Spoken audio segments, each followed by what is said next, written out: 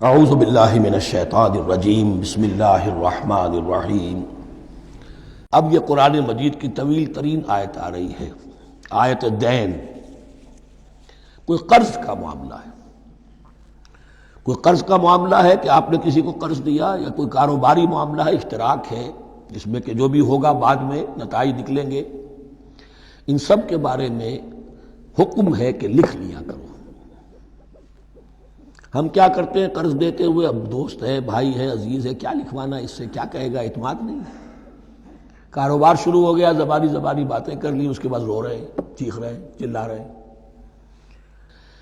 یا ایھا الذین آمنوا اذا تداینتم بدین الی اجل مسمى فاکتبوہ، اے اہل ایمان جب بھی تم کوئی معاملہ کرو قرض کا ایک وقت معین تک کے لیے، ایک تو وقت معین ہونا چاہیے، یہ قرض دے رہے ہیں کب واپس ہوگا، فاکتبوہ تو اس کو لکھ لیا کرو۔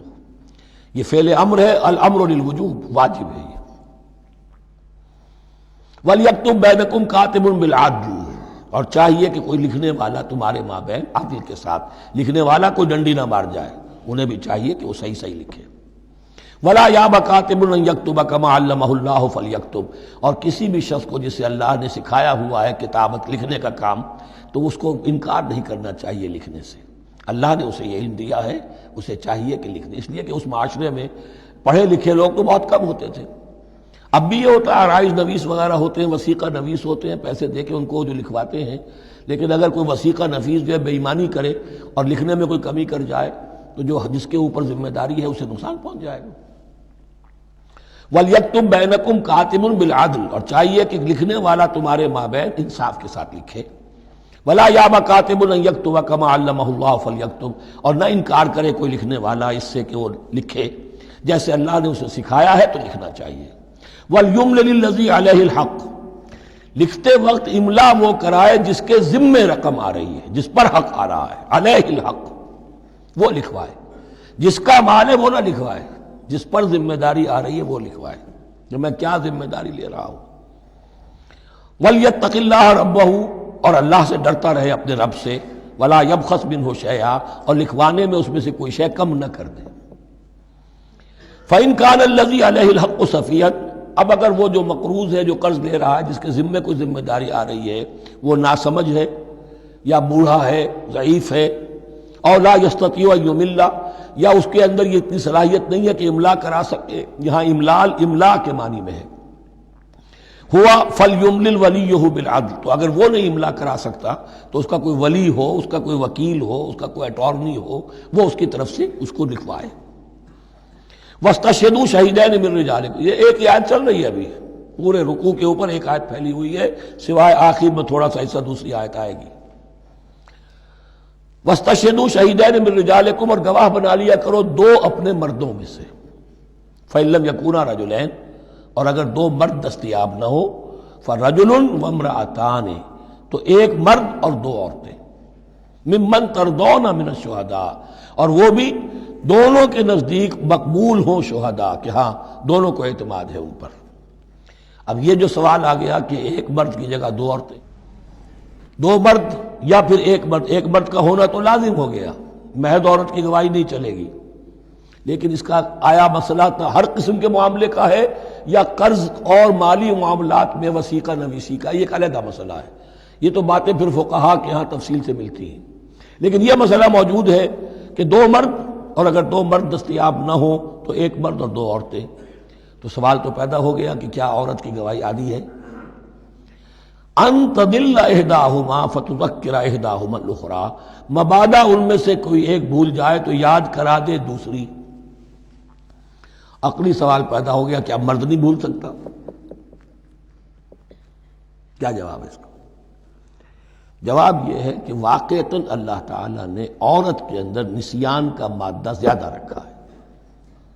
الا یعلم من خلق وهو اللطیف الخبیر، کیا وہی نہ جانے گا جس نے پیدا کیا ہے؟ اس نے پیدا کیا ہے، وہ جانتا ہے۔ نسیان کا مادہ کیوں زیادہ رکھا یہ بھی سمجھ لیجیے، عقلی بات ہے، منطقی بات ہے۔ She has to play the role of number 2، اسے مرد کے تابع رہنا ہے۔ جو نمبر 2 ہوتا ہے اس کے اوپر، اس کے کبھی احساسات کے اوپر، کبھی جذبات کے اوپر کوئی نہ کوئی کوفت، کوئی قدورت آتی ہے۔ اور اس میں اللہ تعالیٰ نے ان کا سیفٹی والو رکھا ہوا بھول جانا. اگر بھولنا نہ ہو، یاد ماضی عذاب ہے یا رب چھین لے مجھ سے حافظہ میرا. یہ نسیان جو ہے یہ بھی ایک بہت بڑی نعمت ہے، ورنہ تو کوئی صدمہ دل سے اتری نا، کوئی غصہ کبھی ختم ہوئی نا.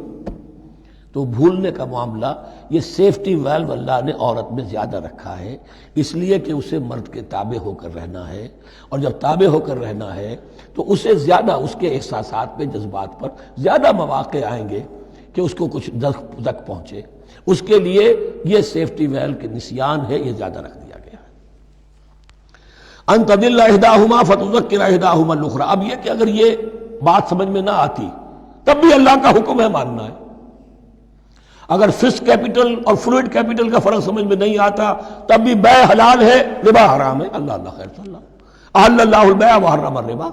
لیکن اگر حکمت سمجھ میں آ جائے تو نور علی نور. ولا یاب الشہداء اذا ما دعوا. اور نہ انکار کریں گواہ جب کہ ان کو بلایا جائے. اب گواہی کے لیے بلایا جائے تو گواہ نہیں آ رہے، نخرہ کر رہے، نہیں، ان کو آنا چاہیے. جو اللہ کی کوئی گواہی جو ہے اگر چھپائی ہے تو بہت بڑا ظلم ہے. ولا تسأموا. اور اس سے تھکو مت، کسل مت کرو، سستی مت کرو. ان تکتبوہ کہ تم لکھو اسے صغیراً اور کبیراً، چاہے چھوٹا معاملہ ہو چاہے بڑا ہو. الی اجلہ ہی، وقت معین کے لیے. اتنا قرض دے رہا ہوں، اتنے وقت میں آپ نے مجھے لوٹانا ہے. اس کے بعد آپ بڑھا سکتے ہیں، آپ دیکھ سکتے ہیں، اسے مزید مہلت دے سکتے ہیں. ایسے ہی حالات ہیں تو آپ معاف بھی کر سکتے ہیں. لیکن یہ کہ جب لکھنا ہے، حکم دیا جا رہا ہے تو اس میں اجل معین ہو، الی اجلہ ہی. اور اس میں چھوٹے بڑے کی تفریق نہ کرو، چاہے چھوٹا مسئلہ بڑا لکھ لو. ذالکم اقسط عند اللہ. یہ اللہ کے نزدیک بھی زیادہ مبنی بر انصاف ہے. واقوم للشہادہ. اور گواہی کے لیے زیادہ قوی ہوگا اور زیادہ درست ہوگا. لکھی ہوئی شے ہوگی تو اب معاملہ جو ہے بہت واضح رہے گا، ورنہ زبانی یادداشت کے اندر کہیں کہیں جو ہے تعبیر ہی میں فرق ہو جاتا. وعدنا اللہ ترتابوا. اور یہ اس کے بہت قریب ہے کہ تم بھولو گے نہیں. الا ان تکون تجارۃ حاضرۃ تدیرونھا. الا یہ کہ کوئی لین دین ہو، تجارت ہو جو حاضر ہوتی ہے دست بدست. آپ نے سودا دیا، اس نے پیسے دے دیے. اب کیش بھی وہ دے دیجئے یا آپ دینا چاہیں تو، ورنہ یہ شریعت میں لازم نہیں ہے. اگر ایسا دست بدست کا معاملہ ہے تو پھر یہ ہے کہ وہ تو ہو گیا ایکسچینج. وہ مال جو ہے دکاندار نے مال دیا، آپ نے پیسے دے دیے، اس کے لکھنے کی ضرورت نہیں ہے. الا ان تکون تجارۃ حاضرۃ تدیرونھا بینکم. تو اگر وہ تجارت ہو کہ نقد تمہاری چلتی ہے، آپس میں لین دین ہو رہا ہے، فلیس علیکم جناح الا تکتبوھا. تو کوئی حرج نہیں ہے تم پر کہ اسے نہ لکھو. واشہدوا اذا تبایعتم. اور گواہ بنا لیا کرو جب کوئی مستقبل کا سودا کرو. یہ بیع سلم جو ہوتی ہے یہ مستقبل کا سودا ہے، قرض کا سودا ہے. بیع سلم بھی ایک طرح کا قرض ہے. آج آپ طے کرتے ہیں کسی شخص سے، کسی کاشتکار سے، زمیندار سے کہ اگلا موسم جو آئے گا فصل کا، گیہوں کی فصل کا، تو اتنے روپے من کے حساب سے 500 من گندم میں آپ سے لوں گا. یہ بیع سلم کہلاتی ہے، اور اس میں لازم ہے کہ پوری قیمت ابھی ادا کر دیں. لیکن اس میں بھی کہ اس وقت آپ کو اتنی گندم دینی ہے، اس کو لکھوا لو اور اس پر 2 گواہ بنا لو. واشہدوا اذا تبایعتم ولا یضار کاتب ولا شہید. اور نہ نقصان پہنچایا جائے کسی لکھنے والے کو یا گواہ کو، اور نہ نقصان پہنچائے کوئی لکھنے والا یا گواہ. یہ یضار دونوں کے لیے آ جائے گا. یہ معروف بھی ہے اور مجرور بھی ہے. نہ ضرر پہنچایا جائے اور نہ ضرر پہنچائے، نہ کوئی کاتب اور نہ کوئی شہید گواہ. وَإِن تَفْعَلُوا. اگر تم ایسا کرو گے، نقصان پہنچاؤ گے، فَإِنَّهُ فُسُوقٌ بِكُمْ. تو یہ تمہارے لیے بہت بڑے گناہ کی بات ہوگی. وَاتَّقُوا اللَّهَ. اللہ سے ڈرو. وَيُعَلِّمُكُمُ اللَّهُ. اللہ تمہیں تعلیم دے رہا ہے. وَاللَّهُ بِكُلِّ شَيْءٍ عَلِيمٌ. اللہ ہر چیز کا علم رکھنے والا ہے. یہ ایک آیت ہوئی ہے.